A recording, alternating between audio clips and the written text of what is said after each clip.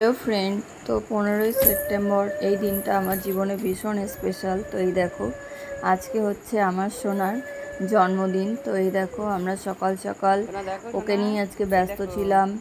এই যে ধান দুব্বো দিয়ে আমি ওকে আশীর্বাদ করছি।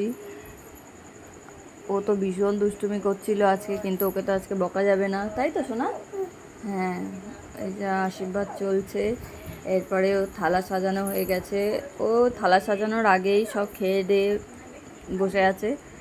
এগুলো জাস্ট ছবি তোলা হয়েছিল কটা। এই যে আমি ওকে পায়েস খাওয়াচ্ছি, কারণ জন্মদিনে আমাদের বাঙালিদের এটাই হচ্ছে মেন, যে পায়েস খাওয়ানো।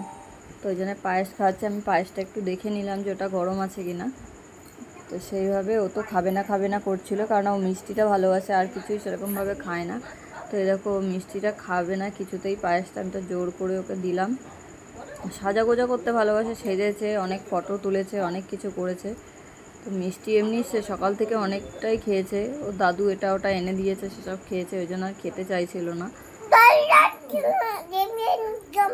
হ্যাঁ হ্যাঁ, তো এই সকাল থেকে অনেকগুলো মিষ্টি খেয়েছে, চকলেট খেয়েছে। এসব খাওয়ার পরে এই যে আমি ওকে মিষ্টি দিচ্ছি। দেখেছো, মিষ্টি খাওয়ার বেলায় ওর কোনো না নেই, মিষ্টি খাওয়াতে ওর কোনো না নেই। তো ওই যে উঠে উঠে চলে যাচ্ছে। এর আগে অনেকটা ফটো তোলা হয়েছে বলে ও বসতেই চাইছে না, কিছুতে দুষ্টুমি করবে। তো এরপরে এই যে আমার মা ওকে আশীর্বাদ করছে।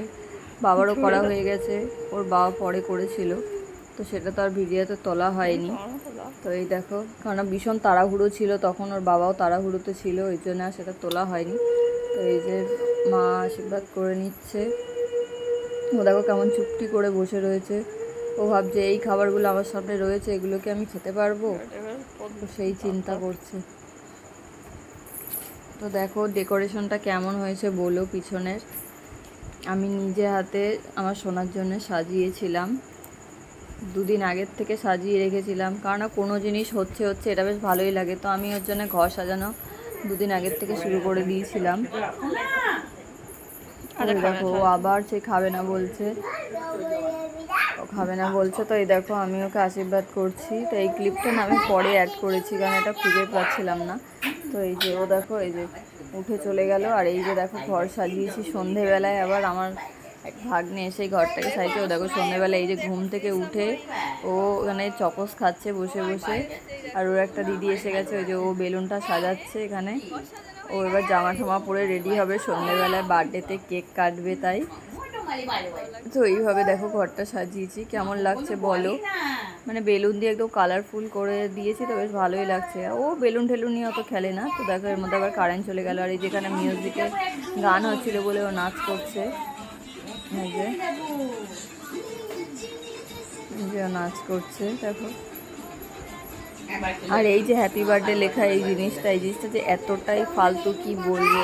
ওই দিটা তো ফেটে গেছিলো, আর ওগুলো দেয়ালে কিছুতেই লাগছিল না। আমি আনার পরে মানে এত পস্তাচ্ছি, মনে করছি আর জীবনেও কিনবো না আমি। এর থেকে ফ্ল্যাগ কার্ড মতো ওগুলোই যেন সবচেয়ে বেটার ছিল। তো এই দেখো, দেখো চলে এসছে সময় কেক কাটার। তো এই যে কেক কাটতে জন্য মিলে ওর বাবা এতটা ব্যস্ত ছিল যে ওপাশে গিয়ে দাঁড়াতে পারেনি। তার মধ্যে এই যে ও টুপি না পরেই কেক কাটা শুরু করে দিয়েছিল। আর ওর সামনে এত লোক ছিল, ও চুপ করে দাঁড়িয়ে দেখছে লোকগুলোকে। সবাই বলছিল হ্যাঁ হ্যাঁ কেক কাটো, আর ও চুপটি করে দাঁড়িয়ে দাঁড়িয়ে কেক কাটছিল।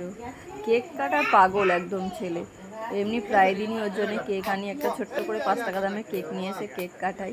তো এই দেখো আজকে দেখো কেমন করে ফটোশ্যুট করছে। তো আমরা এই যে একটা ছবি তুলতে পেরেছি, অনেক কেমন লাগলো।